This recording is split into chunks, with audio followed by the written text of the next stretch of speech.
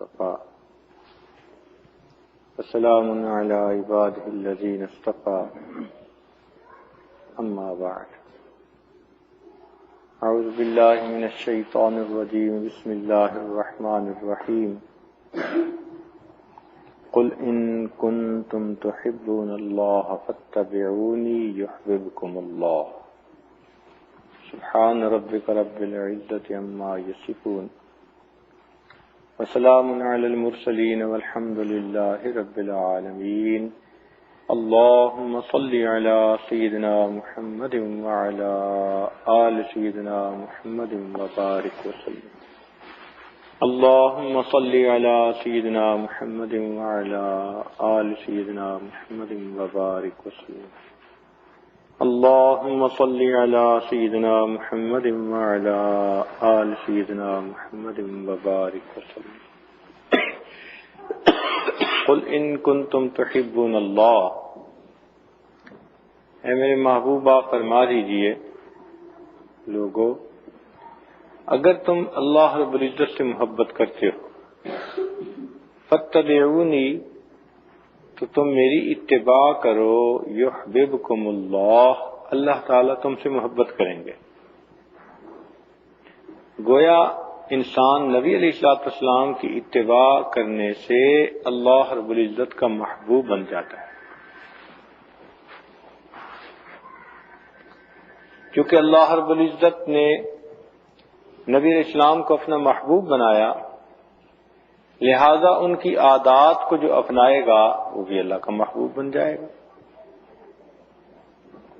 نبی علیہ السلام کے قول کو حدیث کہتے ہیں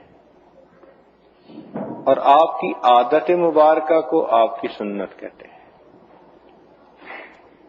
تو سنت پر جو آدمی چلے، کیا مطلب کہ آپ کی عادات مبارکہ جیسی تھیں ویسی اپنی عادات بنانے کی کوشش کرے، ہر کام اسی طرح کرنے کی کوشش کرے جس طرح سے نبی علیہ السلام نے اس کام کو کیا۔ اس کو اتباع سنت کہتے ہیں، اور اس کی برکت سے اللہ رب العزت بندے کو اپنا محبوب بنا لیتے ہیں، اس کے گناہ معاف فرما دیتے ہیں، اس کے اجر کو بڑھا دیتے ہیں۔ انبیاء کرام دنیا میں آتے ہی اسی لیے ہیں کہ لوگ اپنی زندگی ان کے مطابق ڈھال لیں، بنائیں۔ اس کی مثال آپ یوں سمجھیے کہ جیسے ایک آدمی کو کوئی کپڑے کا ڈیزائن پسند ہو اور وہ درزی کو جا کر وہ کپڑا دے کہ بھئی یہ نمونہ ہے اور یہ کپڑا ہے، تم اس کپڑے سے اس نمونے کا مجھے کرتا بنا کر دو۔ اب جب وہ واپس لے گا تو تبھی پسند کرے گا، قبول کرے گا جبکہ اس کا بنا ہوا کپڑا نمونے کے بالکل مطابق ہوگا، اور اگر نمونے کے مطابق نہیں تو وہ غصے ہوگا کہ آپ نے کیوں کام خراب کیا۔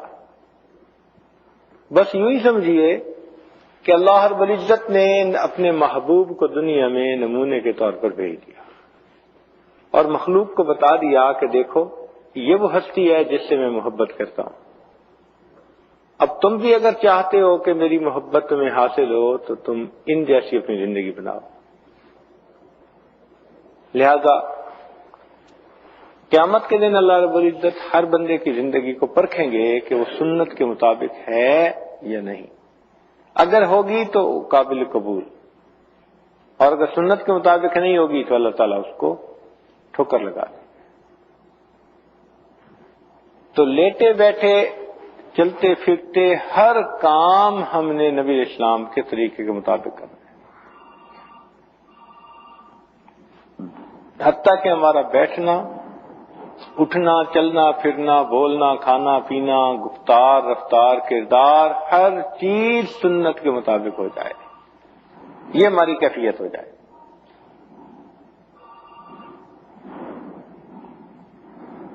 اس کی مثال آپ یوں سمجھیے کہ انسان کے جسم کے مختلف اعضاء ہیں، تو عورتیں اپنے جسم کے جس حصے میں جیولری پہن لیتی ہیں وہ سمجھتی ہیں کہ یہ ہمارے جسم کا حصہ خوبصورت بن گیا۔ مثلا انگلیوں میں اگر اس نے رنگ ڈال لی تو سمجھتی ہیں کہ ہماری انگلیاں زیادہ خوبصورت نظر آئیں گی. اگر انہوں نے بازوں میں چوڑیاں لے لی سونے کی تو وہ سمجھتی ہیں کہ اب بازو خوبصورت لگیں گے. گلے میں کوئی ہار ڈال لیا سمجھتی ہیں گلا خوبصورت نظر آئے گا. اسی طرح کانوں میں کوئی زیور ڈال لیا کان خوبصورت.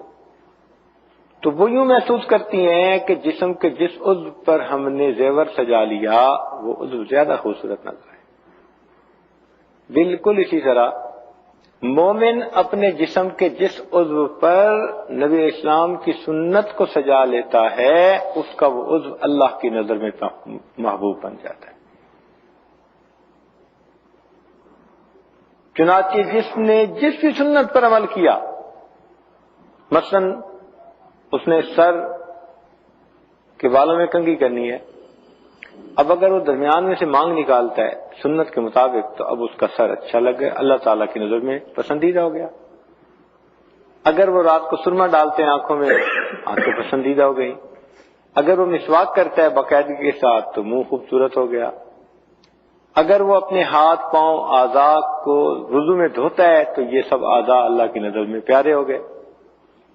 اگر اس کا لباس سنت کے مطابق ہے تو اب اس کا لباس اللہ کی نظر میں پیارا ہو گیا. تو سنت کے مطابق ہر کام کرنے سے اس بندے کی ہر چیز اللہ کی نظر میں پیاری ہو جاتی اور اس پر بندے کو اجر ملتا ہے. اس لیے حدیث پاک میں فرمایا کہ ترکت فیکم امرین، میں تمہارے اندر دو چیزوں کو چھوڑ کے جا رہا ہوں. لن تدلوا، تم ہرگز گمراہ نہیں ہوگے. ان تمسکتم بہما، اگر تم نے ان دونوں کو مضبوطی سے پکڑ لیا، کتاب اللہ و سنت نبی، ایک اللہ کی کتاب اور اس کے نبی کی سنت. تو معلوم ہوا کہ ہمیں نبی علیہ السلام کی سنت کو مضبوطی سے پکڑ لینا ہے، ہر کام اسی سنت کے مطابق کرنا ہے. پھر دیکھیں اللہ رب العزت کی طرف سے کیسی رحمتیں اور برکتیں آتی ہیں. تو یہ مشابہت نبی علیہ السلام کے ساتھ نصیب ہو جاتی ہے، اس وجہ سے انسان اللہ تعالیٰ کا محبوب بن جاتا ہے. ایک بزرگ فرماتے ہیں کہ میں جب مدرسے جایا کرتا تھا، چھوٹا بچہ تھا، تو راستے میں ایک بوڑھی اماں رہتی تھی. وہ جب کبھی مجھے دیکھتی تو مجھے اپنے گھر بٹھاتی اور کچھ نہ کچھ کھانے کو دیتی، اور جب واپس آنے لگتا تو روپیہ دو میرے ہاتھ میں بھی دیتی کہ کوئی چیز لے کے کھا لینا، اور بڑی پیار محبت سے واپس کرتی. وہ فرماتے ہیں کہ میں بھی کئی دنوں کے بعد اس کے گھر چلا جاتا، لیکن مجھے سمجھ نہ آتی کہ یہ بڑی اماں مجھ سے اتنی محبت کیوں کرتی ہے. کہنے لگے ایک دن میں نے اسے پوچھ لیا کہ اماں آپ مجھ سے آخر اتنا پیار کیوں کرتی ہیں؟ تو اس بڑھیا کی آنکھوں میں آنسو آ گئے. کہنے لگی بیٹا پیار اس لیے کرتی ہوں کہ ایک میرا بیٹا تھا جو جوانی کی عمر میں فوت ہو گیا، اور تمہاری شکل بالکل میرے اس بیٹے کے مطابق ہے. جب تم میرے سامنے آتے ہو مجھے اپنا بیٹا یاد آتا ہے. میں اسے بھی کھانا کھلایا کرتی تھی، تو جب میری محبت جوش مارتی ہے تو میں پھر تمہیں اپنے گھر میں بلا کے کھانا کھلاتی ہوں. میں یوں سمجھتی ہوں جیسے میں اپنے اسی بیٹے کو کھانا کھلا. تو اگر بیٹے سے مشابہت رکھنے والا بچہ بھی ماں کو اچھا لگتا ہے، اسی طرح جو آدمی نبی علیہ السلام کے ساتھ مشابہت اختیار کرے گا اللہ رب العزت اس کو قبول فرما لیں گے. تو اس لیے ہر کام کو سنت کے مطابق کرنے میں ہمارا جسمانی فائدہ بھی ہے، ہمارا روحانی فائدہ بھی ہے. دونوں طرح کے فائدے ہمارے ہیں سنت پر عمل کرنے میں. نبی علیہ الصلوۃ والسلام کی مبارک سنتیں کتابوں میں تفصیل کے ساتھ لکھی ہوئی ہیں. ان سنتوں کو پڑھ کر اپنانے کی ضرورت ہے. پھر دیکھیے قدرت کی طرف سے کیسے رہنمائی ہوتی ہے.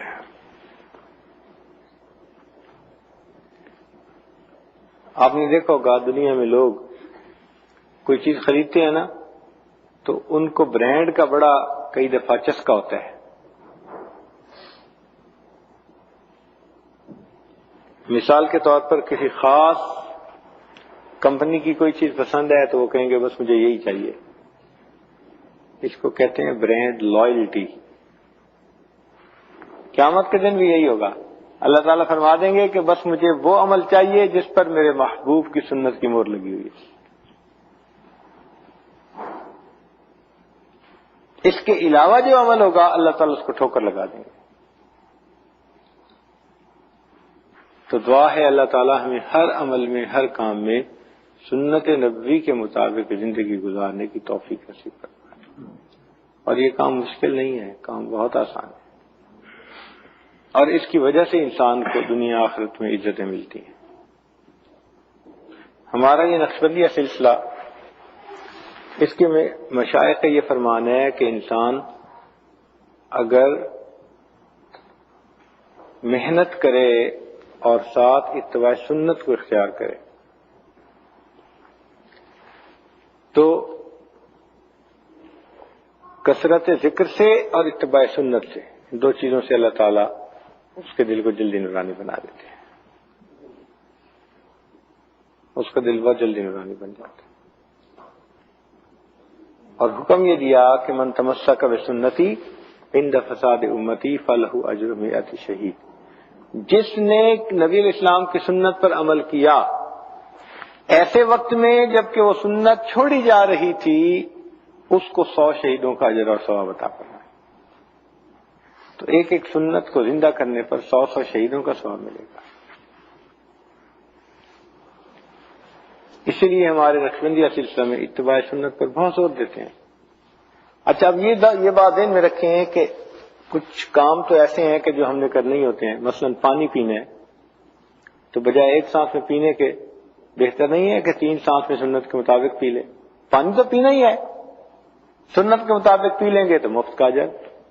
کھانا تو کھانا ہی ہے لیکن سنت کے مطابق دعائیں پڑھ کے کھا لیں گے تو ہمیں اجر. تو اس لیے نبی علیہ السلام کی مبارک سنتوں کو ڈھونڈ ڈھونڈ کے اس پر عمل کرنے کی ضرورت ہے. تھوڑی دیر کے لیے سب لوگ مراقبہ کر لیجیے. هي الحلقات تحفظني بآيات من القرآن، هي الحلقات تملأني بحب المصطفى العدنان، هي الحلقات تحفظني بآيات من القرآن، هي الحلقات تملأني بحب